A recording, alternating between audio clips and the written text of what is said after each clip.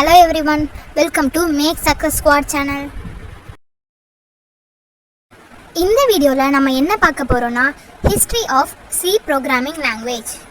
நாம ஏன் ஹிஸ்டரி கற்றுக்கணும் அப்படின்னு நினச்சோன்னா நம்ம எப்போ ஒரு ஹிஸ்ட்ரியை தெரிஞ்சுக்கிறோமோ அப்போ தான் அதோட இம்பார்ட்டன்ஸ் நமக்கு புரிய வரும்.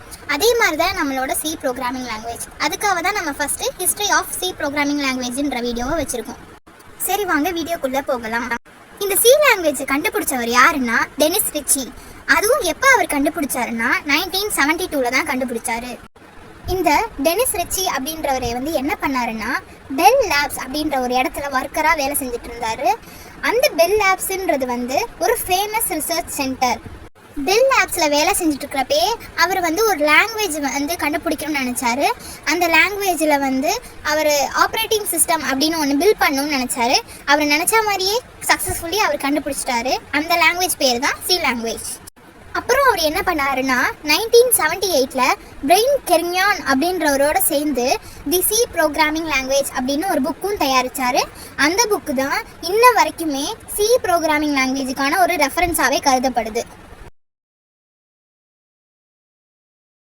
இப்போது இந்த பர்த் ஆஃப் சி லாங்குவேஜில் தான் நம்ம சி லாங்குவேஜ் எப்படி வந்துச்சு அப்படின்றத பார்க்க போகிறோம்.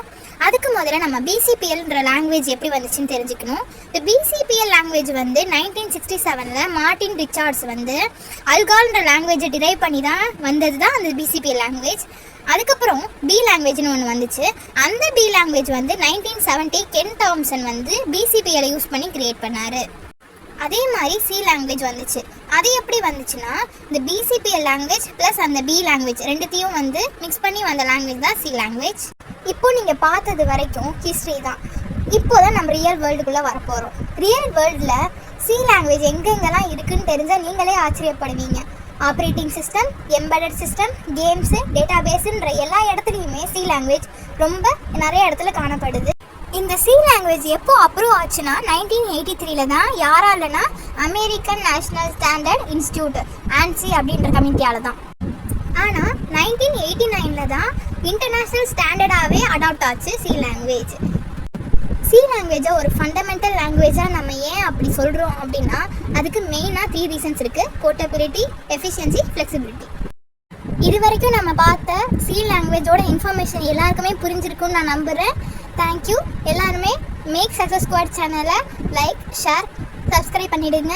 மறக்காமல் பெல் பட்டனையும் கிளிக் பண்ணிவிடுங்க. தேங்க்யூ. எல்லாருக்கும் ஷேர் பண்ணிவிடுங்க.